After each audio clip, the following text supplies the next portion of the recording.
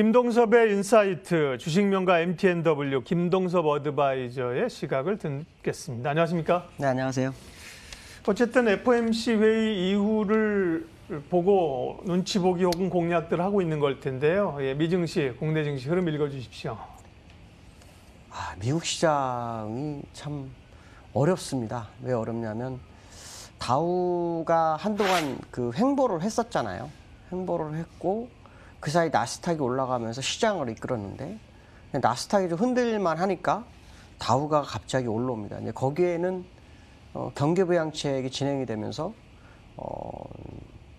국채 발행을 해야 되는 상황이고 국채 발행하니까 이제 금리가 오르니까 경기 민감주들이 움직이는 상황, 다우 관련주들이 움직이는 이런 상황이 연출되고 있어요. 이 경기부양책으로 해서 이제 시장의 화두는 이제 금리가 되겠죠. 근데 이 금리에 대해서 사실 지난번에 1.3에서부터 쭉 올라와가지고 1.7까지 갔다가 1.61 정도에 어저께 마감을 했어요. 근데 금리가 1.61 정도면 사실 지난번보다 많이 올랐는데 주가는 잘 버티죠. 오히려 다우는 오르고 있어요. 근데 이걸 보면서 저는 금리에 대해서 또 무감각해졌나라는 생각이 굉장히 많이 들었다라고 말씀드릴 수 있고요. 이 금리는 결국 이제 인플레이션과 이 문제가 되고 있는데 이 인플레이션에 대해서도 연준과 또 레리 서머스와 옐런과 생각이 다 각각 다릅니다. 옐런은 자기가 인플레 전문가이기 때문에 인플레 없을 거다. 내년에 완전 고용 가다 이렇게 얘기하는데 저는 그거에 대해서는 정말 이해가 안 되죠. 레리 서머스 같은 경우에는 벌써 욕조물이 다 넘쳐나고 있는데 무슨 이상한 소리 하고 있어 이렇게 얘기를 하고 있어요. 또 제롬 파웰 같은 경우는 결국 인플레이션이 있겠는데 시간이 좀 걸릴 거야 이렇게 좀 나가고 있거든요. 결국 그 연준 관련자들은 인플레이션이 없거나 천천히 오기를 바라는 거고 시장의 석학들은 인플레이션이 왔다라고 생각하는 것 같습니다. 실제로 미국에서는 잘 모르겠습니다. 우리나라 같은 경우에 식탁 물가 아마 주부들은 거의 다 아실 거예요. 저 같은 경우는 장을 좀 제가 개인적으로 많이 보는데 식탁 물가 웬만큼 돈 들고 나가가지고 살 게 없습니다. 그 정도 심각한데 도대체 옐런은 어떤 생각을 가지고 있을까? 이 부분이 되게 중요하죠. 근데 이제 시장에서는 그러면 연준의 스탠스는 도대체 뭘까라는 생각을 하겠죠. FOMC가 이제 16일, 17일 날 있습니다. 이 FOMC에서 연준은 어떤 힌트를 줄 것이냐. 뭐 시장 일각에서는 장기 채권을 매입해주는 연준의 모습이 있을 수 있다. 뭐 이런 얘기를 하고 있지만 사실 연준은 항상 정말 급할 때를 제외하고는 힌트를 줍니다. 그러니까 지난번에 제롬 파월이 힌트를 줄 찬스가 있었는데 힌트를 안 줬죠. 그걸 보면은 결국 연준은 이번에 국채 매입에 대해서는 아마 시동을 걸지는 않을 거라고 보고 있습니다. 특히 그 당시에 국채 금리 상승에 대해서 뭐라 그러냐면 무질서하지 않다라는 표현을 썼거든요.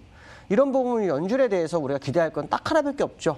립 서비스. 뭐 시장이 불안하면 시장의 안정을 취한 무슨 조치를 취하겠다라든가 뭐 이런 거밖에 기댈 게 없죠. 근데 실제로 국채 발행 규모가 어마어마하고 그 이번 1조 9천억 불 제외하고도 계속 진행이 되고 있어요. 연준이 사줄 수 있는 장기 국채는 1조 3천억 불 정도밖에 안 되고 있기 때문에 누가 그걸 다 받아들일 수 있을까? 뭐 이런 생각을 한번 해봐야 될 것 같습니다. 어쨌든 이번 주에는 FOMC 회의에 관전 포인트가 있는 것은 사실일 거다라고 봐야 될 것 같고 그 힌트는 벌써 제롬 파웰은 줬는데 이것은 시장에서 새롭게 해석을 할 건지 또 다른 재료를 기다리는 건지는 좀 확인해 봐야 되겠다 이렇게 말씀드릴 수 있고요. 기술적으로 보시면은 제가 지난번에 3800에서 돌파가 되면 4000포인트 정도까지는 더 있다 이랬는데 벌써 올라와가지고요. 이 1차적인 고점이 32,900까지 됐어요. 근데 이게 올라도 국내장이나 아시아 시장에는 전혀 좀 영향을 미치지 못하고 있어요. 아시겠지만 뭐 일본이라든가 이런 나라들은 다 일본에서 다 이렇게 약간 고점에서 밀렸거든요. 중국, 상해, 우리나라 뭐 다 밀린 상태예요. 근데 다우만 가고 있어요. 그래서 아까 말씀드린 것처럼 예전에 나스닥 갈 때와 지금 똑같은 현상이 나타나는 게 아니냐. 그래서 다우가 월봉이 굉장히 강해서 저렇게 이번 달에 끝나게 되면 정말 4,000포인트 다 채울 수 있다는 생각을 하는데요. 근데 문제는 뭐냐면 미국 시장과 우리나라 시장이 다르다는 거죠. 왜냐하면 금리가 오르게 되면 우리나라 같은 경우 원달러 같은 경우에도 약세로 가버리게 되기 때문에 주가가 막 튀어서 가기도 굉장히 어려운 게 시장의 모습일 거라는 생각을 해야 되거든요. 그래서 아마도 다우는 오를 수 있지만 다른 날은 다를 수 있는 상황이 연출되는 건가에 대한 것을 한번 확인해 봐야 되겠다라고 말씀드릴 수 있고요. 두 번째로는 일본 얘기를 좀 하려고 합니다. 일본 얘기 제가 거의 안 했는데요. 이유는 딱 하나예요. 지금 아시겠지만 전 세계 시장의 상승 이유는 유동성이잖아요. 우리가 유동성 빼놓고 할 얘기가 없어요. 코로나로 인해서 뭐 회복이 된 게 뭐 있나요? 있다면은 주가 많이 뛴 거 외에는 아무것도 없죠. 결국 투자처가 주식시장밖에 없었던 거예요. 근데 일본 BOJ가 그 ETF를 전 세계에서 유일하게 투자를 했죠. 언제부터 투자는 약 7년 전부터. ETF라는 건 정말 위험하거든요. 파생상품 일종이기 때문에. 근데 이거를 7년 동안 투자하던 일본이 2월 달에는 중단을 했어요. 발을 뺐다라는 거죠. 그리고 얼마 전에 중국도 재정 지출을 줄이는 그런 조치를 취하고 있어요. 그래서 이 모습을 보면서 제가 느낀 건 뭐냐면 어쩌면 연준이 아닌 미국의 정부가 재정 정책을 한 경기부양책이 마지막이었나라는 생각을 합니다. 물론 뭐 3조 달러 추가적인 경기부양책 얘기도 시장에 나왔지만 G1이 하고 있는 현재 경기부양에 G2하고 G3가 발을 뺀다? 이거 상당한 의미가 좀 있지 않을까 그런 생각이 많이 들었고요.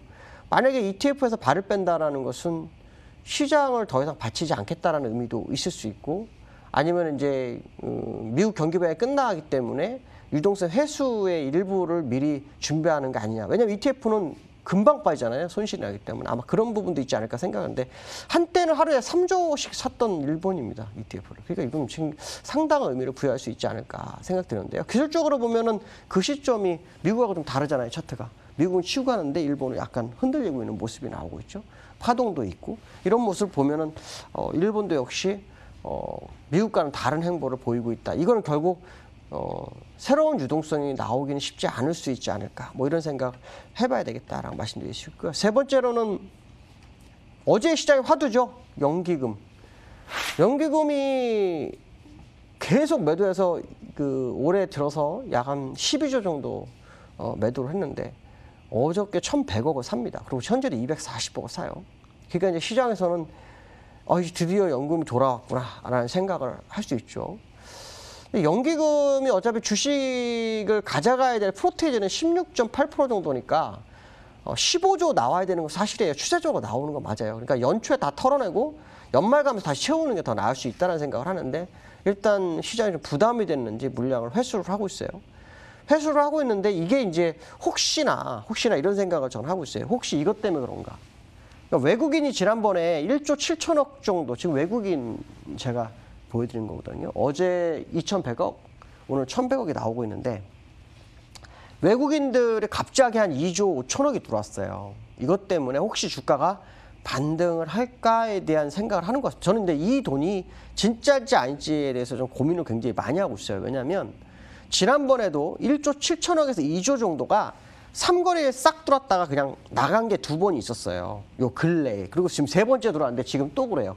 그래서 제가 아마 그때 무슨 얘기했냐면 고점에서 12월 28일부터 외국인이 팔은 돈이 약 8조 정도 되기 때문에 2조 정도 더 2조 정도 회수했다면 6조를 더 회수해야지 맞을 거다. 왜?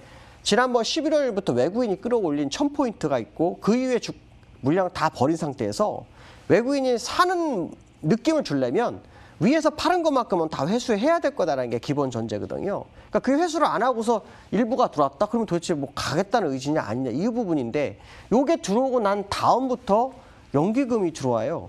그러니까 연기금도 지금 혹시 오를 거에 대한 생각을 하는 게 아닌가 이런 생각을 봐야 되죠. 자, 그렇다면 우리가 봐야 될 것은 뭘 봐야 될까요? 삼성전자밖에 볼 게 없습니다. 삼성전자 때문에 사실 야간 선물도 못하고 있잖아요. 그러니까 삼성전자 비중이 굉장히 큰데 삼성전자가 더 갈 거냐 말 거냐에 대한 부분이죠. 삼성전자가 기술적으로 지금 월봉 이 추세선 벗어났다가 2달 연속 다시 회귀해서 추세선 안으로 들어왔거든요. 근데 일봉을 보시면 지금 5일선과 21선, 60일선 대드가 나고 있어요. 주봉으로 보면은 지금 이렇게 계속 음봉입니다. 그렇죠? 계속 음봉이에요. 삼성전자 옆으로 기는 음봉. 그러니까 지금 삼성전자로서는 매물 압박이 굉장히 크죠. 근데 여기에 개인들이 다 들어간 상태거든요. 지금 아까 연기금도 산 데가 삼성이에요. 삼성 제가 여기 봤더니 연기금이 산 데가 어제는 안 샀고 오늘은 삼성으로 지금 진입하고 있거든요. 결국 삼성전자에 연기금이 몰입할 거예요. 그럼 저기서 이런 생각을 해봤어요. 이왕 이렇게 된 거 어차피 삼성전자보다는 다른 종목들을 좀 사서 다른 종목 좀 수익을 주면 이 삼성전자의 시총이 낮아질 거 아니에요? 낮아지면은 시장을 이끌어가기 편하다고요. 근데 삼성전자만 사면 다른 종목은 또 떨어지고 삼성전자 시총이 높아지니까 이건 또 불균형이 난다는 거죠. 그러니까 차라리 연기금이 삼성전자보다는 오히려 다른 종목을 좀 사주면 시장이 좀 더 안정이 취할 수 있지 않을까.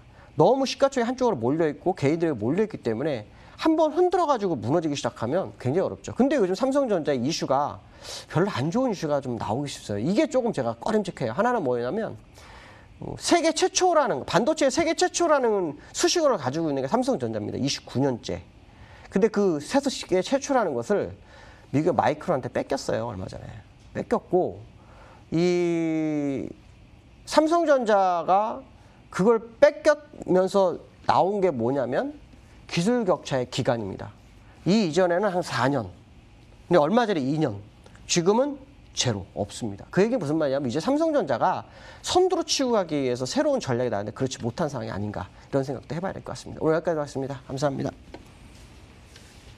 네, 김동섭의 인사이트, 김동섭 어드바이저 함께했습니다. 코스피 확인하겠습니다. 3,054, 9포인트 올랐고요. 코스닥은 7포인트 올랐습니다. 전반적으로는 이제 관망 분위기인 거죠. 그런 가운데 코스닥 쪽이 오늘은 상승률이 조금 더 높게 나타납니다. 시장 공감대 오늘 여기까지 하겠습니다. 오늘도 함께해 주셔서 고맙습니다.